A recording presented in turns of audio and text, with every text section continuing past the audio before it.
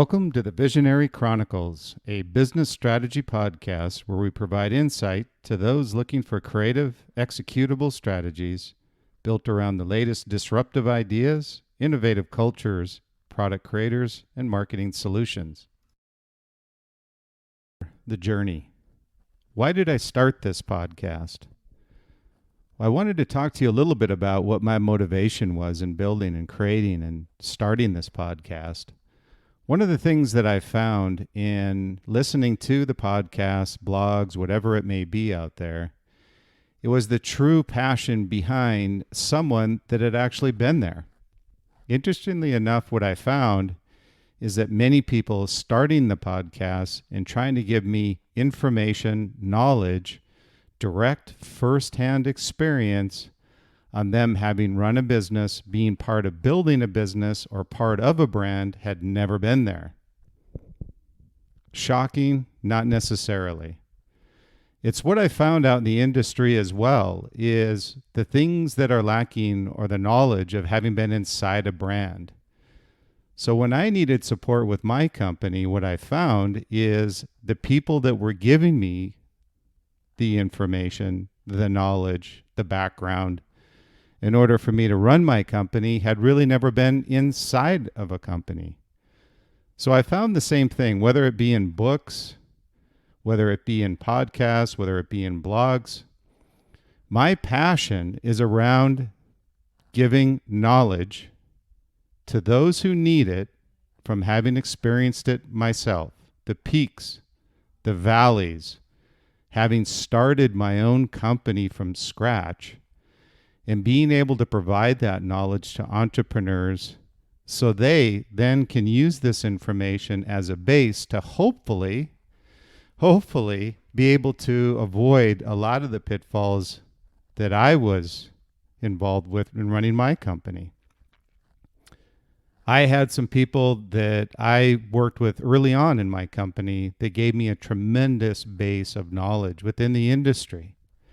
And so when I was looking at starting this podcast, what is my point of difference and what has been my journey, so you can get an understanding of where I've been and why I'm talking to you and giving you this knowledge. So I felt it was very important to get a feel for what is my motivation behind the podcast, how is it different, and what is the experiences I can lend to those looking for knowledge in the entrepreneurial side, business branding side, marketing, product, sales, and international business development. All of these things are important components, and it's a very rare breed, I find, of someone who has all of that background and experience that can lend it to supporting these business owners, whether they're in the ideation phase of their business, whether they are currently in business, or contemplating exiting their business. All of these areas I found are stages in the life of a business owner. And after a business owner, sometimes you choose to go to a brand, which was the case of what I did. My journey started out in North Dakota, actually, where I was brought up with a very blue-collar family, and it taught me a lot about independence and making a life on your own and being able to build, grow, and mature beyond your years early on.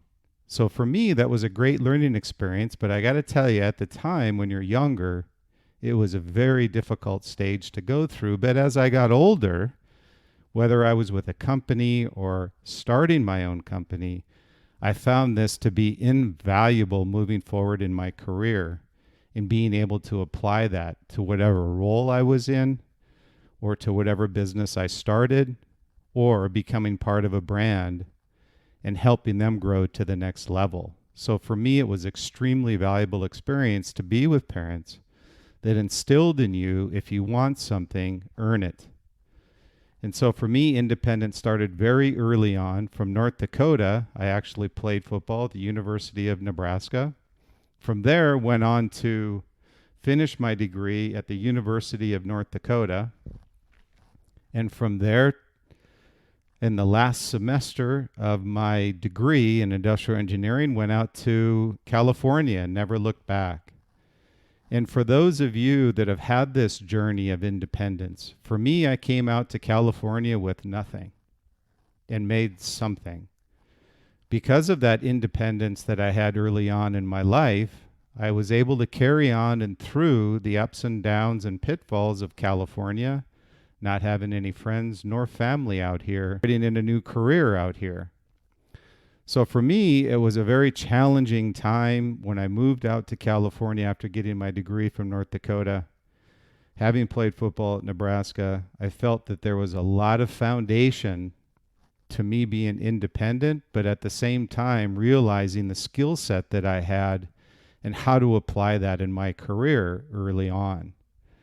I actually started out in the aerospace industry. Interestingly enough, I was with TRW Space and Defense Sector, and quickly moved from there after about 5 years in the industry to starting my own brand.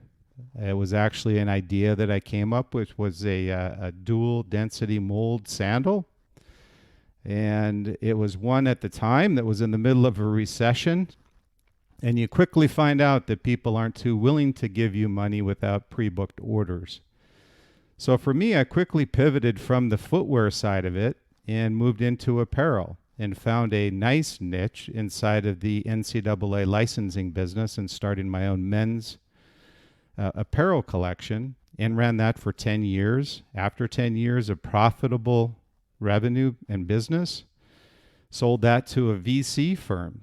So I went through an industry change, learning the consumer products industry from the ground up, literally out there on the contract floor, sewing buttons on shirts, and cutting patterns for shirts, pants, whatever it may be. I wanted to learn everything from the inside out. I mention this because if you are looking to make a transition into an industry, for me in this case, it was aerospace to consumer products, you really need to understand this industry from the ground up and have an appreciation for the product category and the brands that play in that category before you approach them to find an opportunity to help them grow to the next level. So for me, having started a company was my avenue to enter the consumer products. I had 10 years of brutal ups and downs in the industry, as most entrepreneurs do. I was one of those, what I call true entrepreneurs, starting with a penny and making $1 out of it. I'm one that's very protective of the term entrepreneur, because very few have achieved that risk level of starting with nothing and making something. And entrepreneurs, I found from not only working with the entrepreneurs with my current company, LiquidMind, but myself as well. We understand the fact that there's risk in the industry. And it's not the fact that entrepreneurs are risk adverse. The fact is entrepreneurs understand risk and learn how to limit its impact and move forward in an industry where they're always the David and others are the Goliath. So finding a way to take down those big competitors and finding an avenue for your open water opportunities is a key to success in your entrepreneurial life. So from there, after 10 years of successfully building my apparel brand, the NCAA licensed Better Men's Collection to a VC firm, I moved over to Oakley and started up their NCAA licensing business, which to this day is one of their largest categories, the team eyewear business, and was there for a few years with Oakley building the athletic division, and then had an opportunity to head up the apparel and soft goods side of K-Swiss, and was at K-Swiss heading up their global apparel and accessories.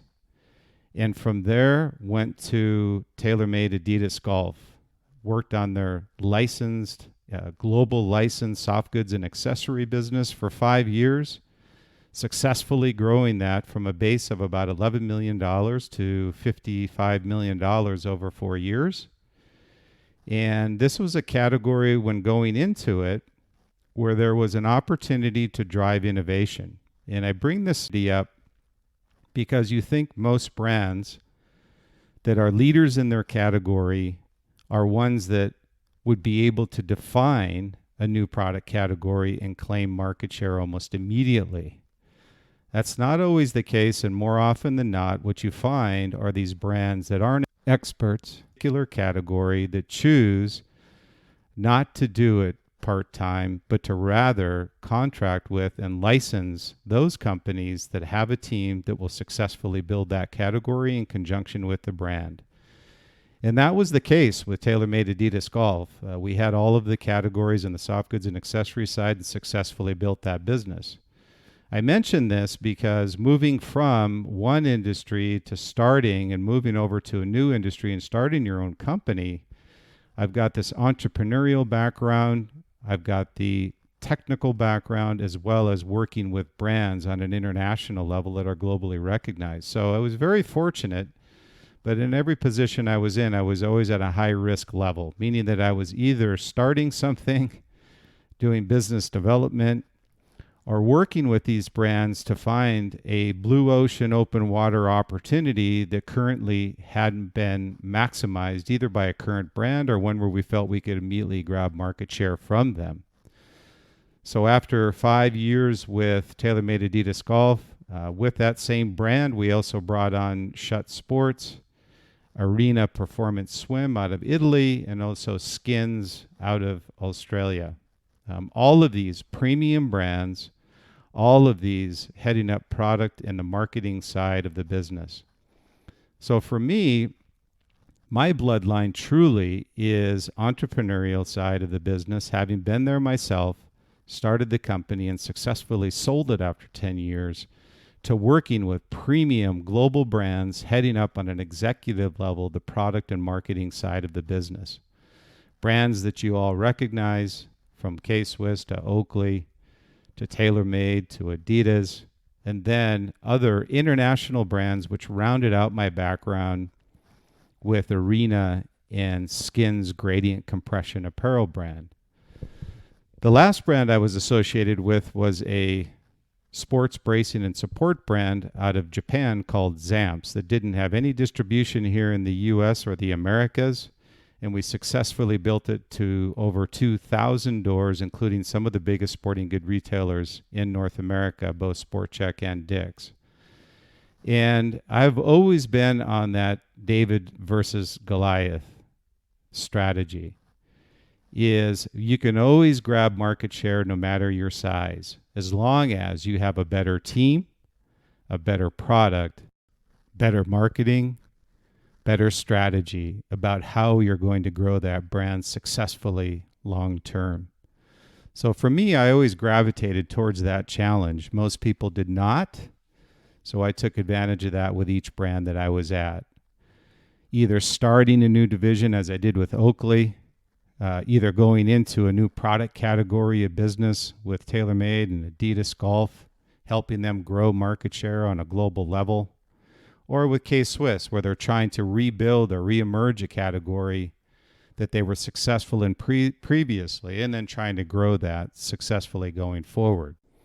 So each of these experiences through entrepreneur, through working with globally recognized brands in functional areas that gave me broad experience on a global scale, is why I felt it was important for me to be able to convey that to you and to provide this information of what I call education through reality, not education through book smarts. So for me, it's a significant difference between having been there versus wanting to be there. So be able to convey that to you through the experiences that I've had, and now through the consulting firm that I run, understanding what these brands are going through at all stages of their development, and to be able to understand, hopefully, what you're going through as well. And through the Visionary Chronicles, I felt that's a voice. That's a voice that I could put out there, and one that I feel would be hopefully beneficial to you as I go through different subjects. There may be a case where you're a startup. There may be a case where you're trying to figure out how to grow market share, and understanding the real life experiences of what you go through in order to achieve that success you're looking for, to me, would have been something I was looking for when I was starting up, running, growing, and selling my business.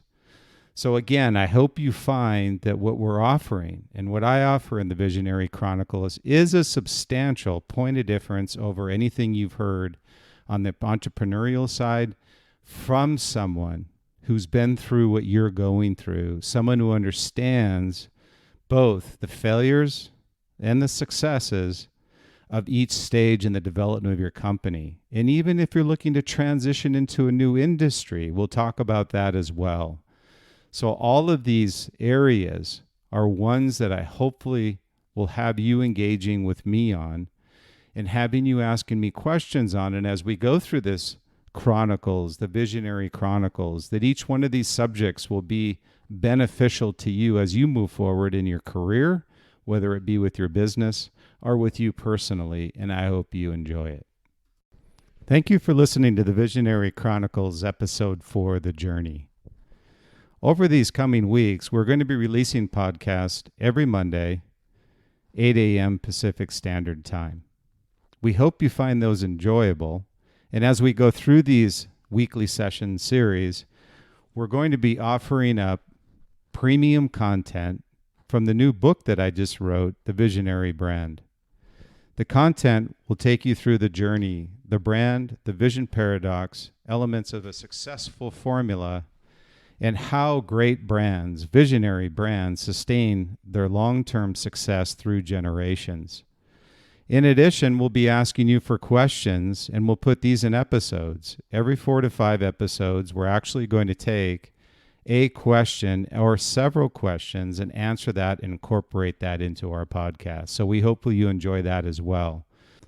Again, thank you for listening, and we look forward to the next episode of the Visionary Chronicles.